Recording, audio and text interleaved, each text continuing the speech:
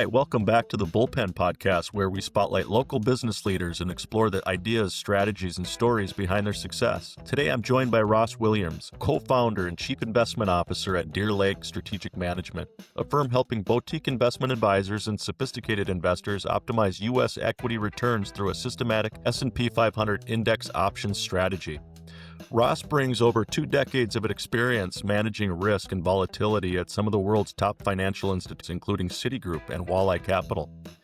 He's now leveraging that institutional experience to bring smarter, more disciplined investing strategies to a new generation of investors. We're going to dive into how he built Deer Lake, what it takes to manage risk in uncertain markets, and how systematic decision-making applies not just to trading, but to business and life as well. Ross, welcome to the Bullpen. Yeah, thanks so much. I'm really excited. Looking forward to it.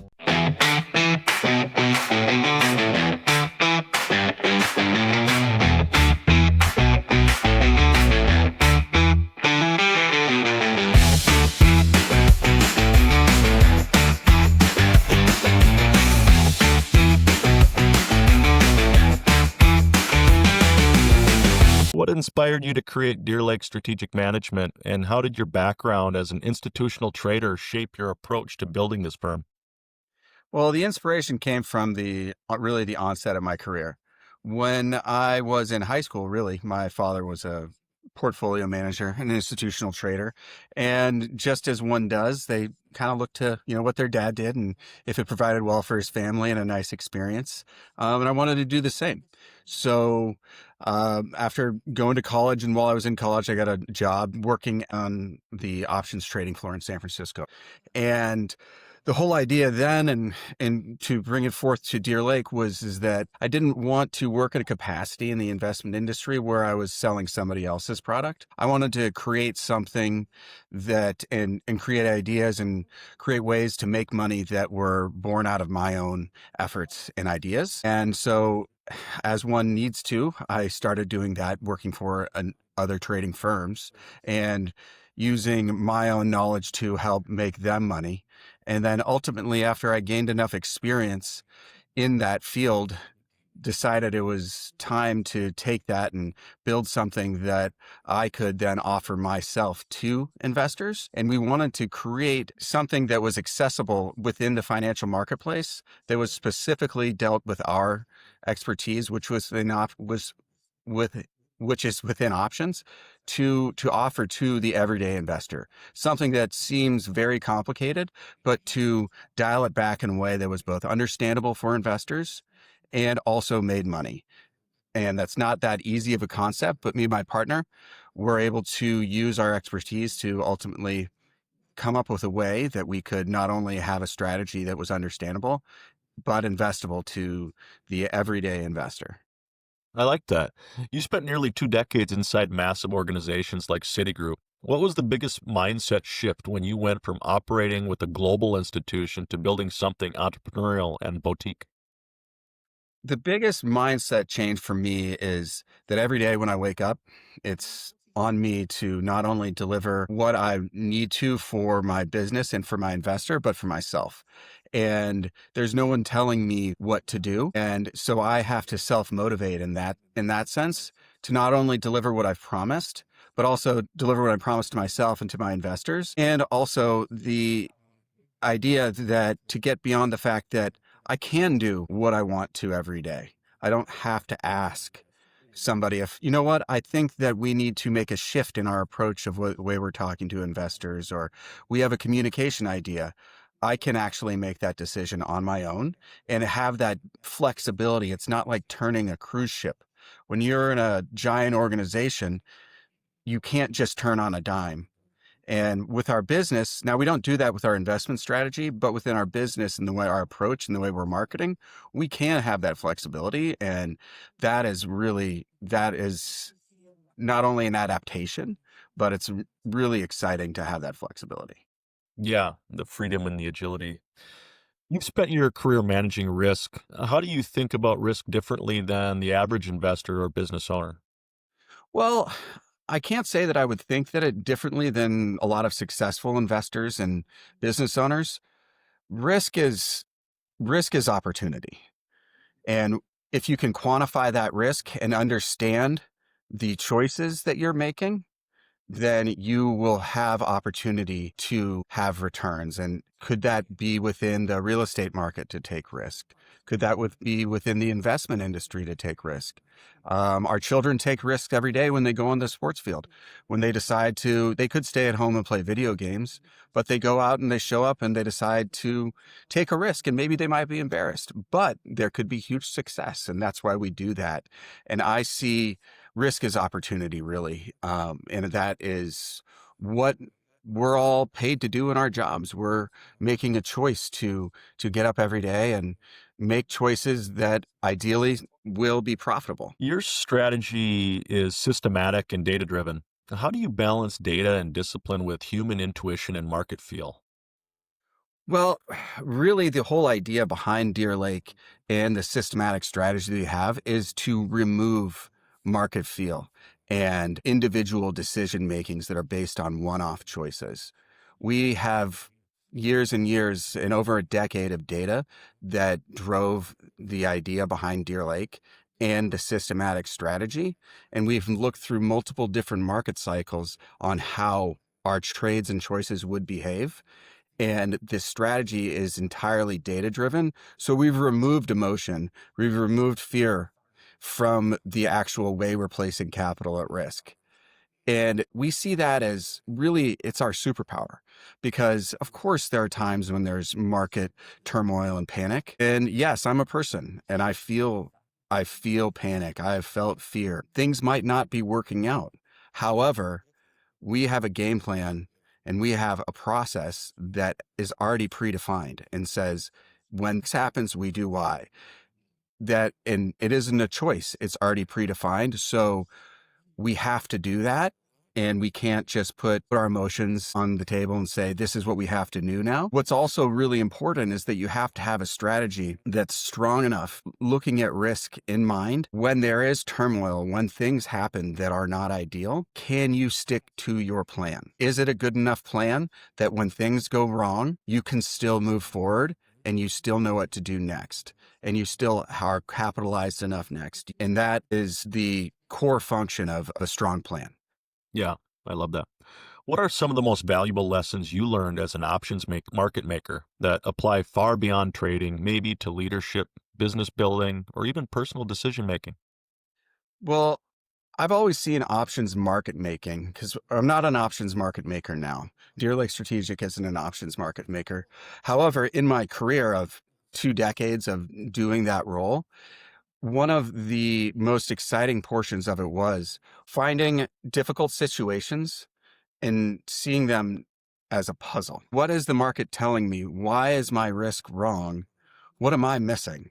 And what do I need to do to either fix it and get out of it, or make money on it? Is it a great opportunity? Have I made bad choices that led me here? And to think critically about it. Or am I making a great choice and everybody else is wrong? Now, sometimes ultimately you don't figure out the puzzle and then you have to pick up and move on.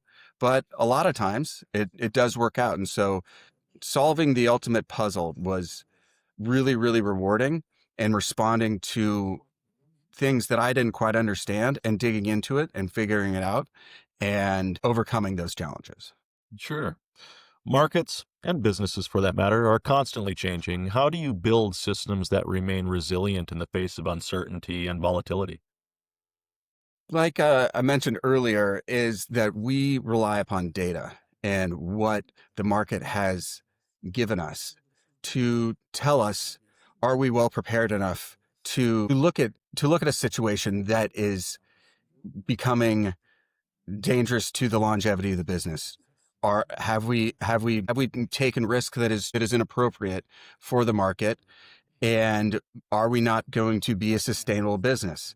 So, small businesses makes those choices all the time. You you might have a great idea to open up a convenience store, for example, and it's doing really well. And then you open 10 more, and that little convenience store that was doing great, then all of a sudden it's too big for its britches and there isn't the demand. You're over levered. You can't you can't persist as a business. However, if you'd stayed small, stuck to what you were really good at, you would have had a business that have persisted for years and years and years, and maybe sold it to a bigger entity. And we look at that in the same way that we're running our business, and you know, looking at what type of opportunity is out there for us at that given time, and to make sure that when we're taking risk and placing capital at risk, that it's not going to put the longevity of the business at risk. And if it doesn't work out, we're going to be able to play another day. And that's the goal. Yeah, that makes sense. Your work is highly technical. How do you communicate complex strategies to clients in a way that builds trust and confidence without overwhelming them with jargon? That is a that is a definite challenge. And I think that people that in all facets of technical fields struggle with. It could be medical, could be financial, could be legal.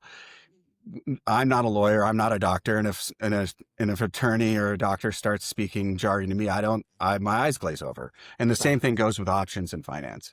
So what I try and do is come up with everyday concepts that bring it to an understandable method. So options, for example, what I really like to do is bring about the idea that general homeowners and people who drive cars, who buy insurance, people who have health insurance, they're buying options every day. And a derivative is a big, scary word. And I really try and not use that word. But insurance products, they're derivatives too. And we all use them. And the options that we're employing in our business are just different than the insurance products that people are buying. But what they all do is they're things that move and make money based upon the performance of something else. So, for example, you have insurance on your car. Are you a really good driver?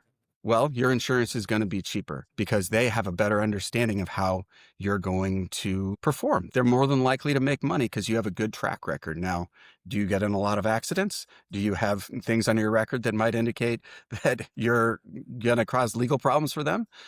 It might be costly for them to sell you that insurance. So they're going to charge you more on the come end. And that's basically what we're doing with options. We're looking at the financial marketplace and saying, given the current conditions, are our decisions do they command us to want more money in advance or less? And that's how we're taking our risk. Sure. What parallels do you see between running a successful investment strategy and running a successful business?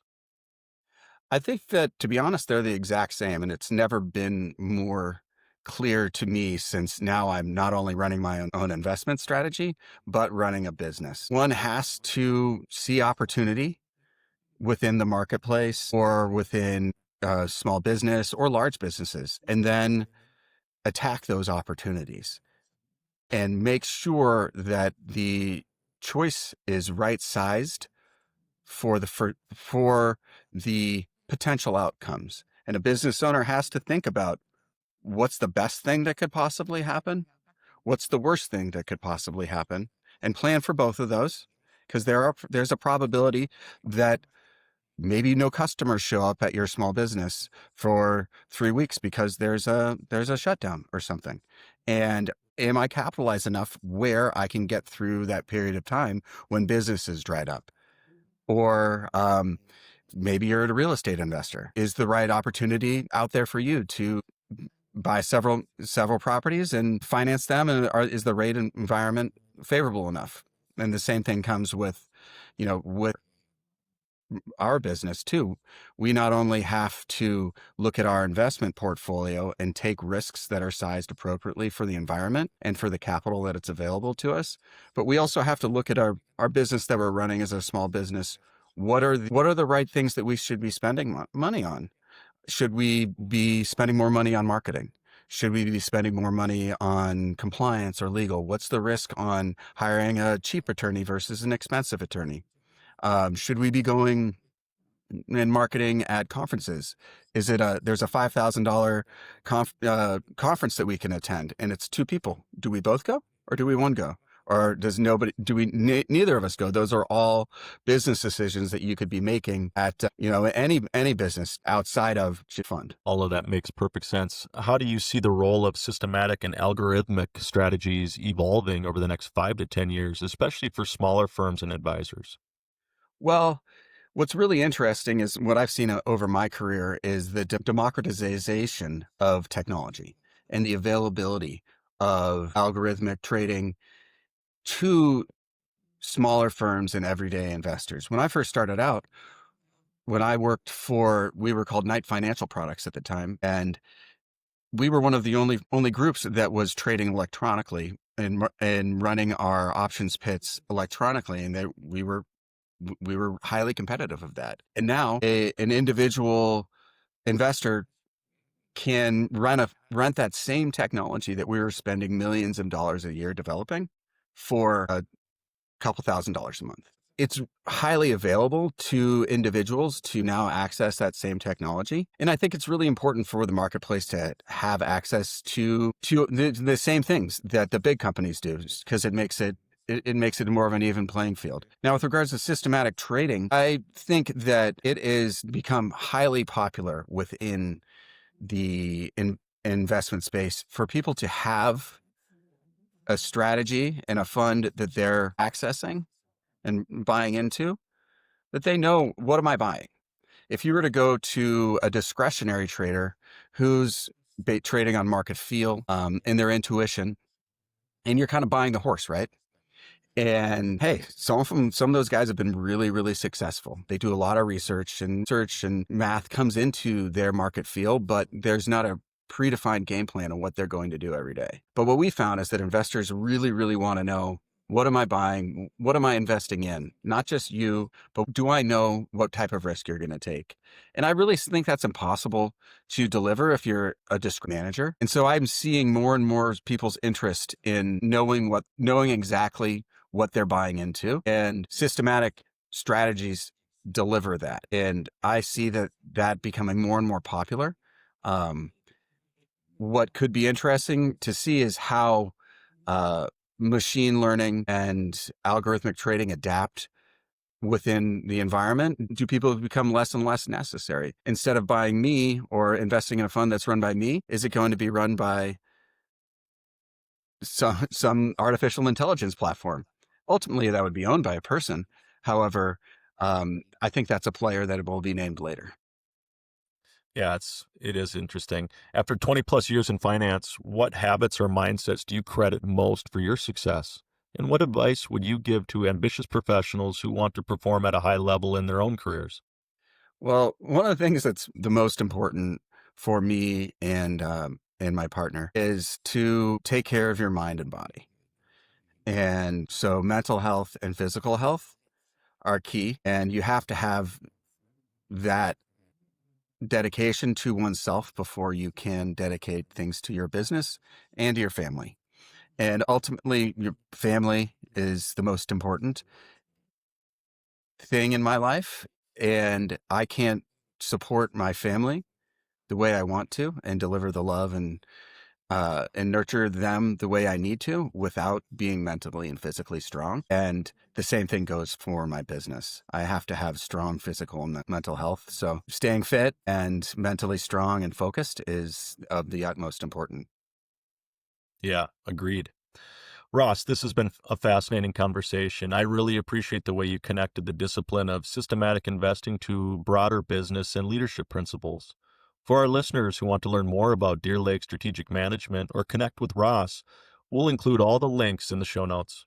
Thanks again for joining us, Ross. And to everyone listening, thanks for tuning into the Bullpen podcast, where we dive deep into local business leaders to uncover the strategies and stories that drive success. Until next time, stay focused and stay driven. Thanks again, Ross. Right. Yeah, agreed. Ross, this has been a fascinating conversation. I really appreciate the way you connected the discipline of systematic investing to broader business and leadership principles. For our listeners who want to learn more about Deer Lake Strategic Management or connect with Ross, we'll include all the links in the show notes. Thanks again for joining us, Ross. And to everyone listening, thanks for tuning into the Bullpen podcast, where we dive deep into local business leaders to uncover the strategies and stories that drive success. Until next time, stay focused and stay driven. Thanks again, Ross.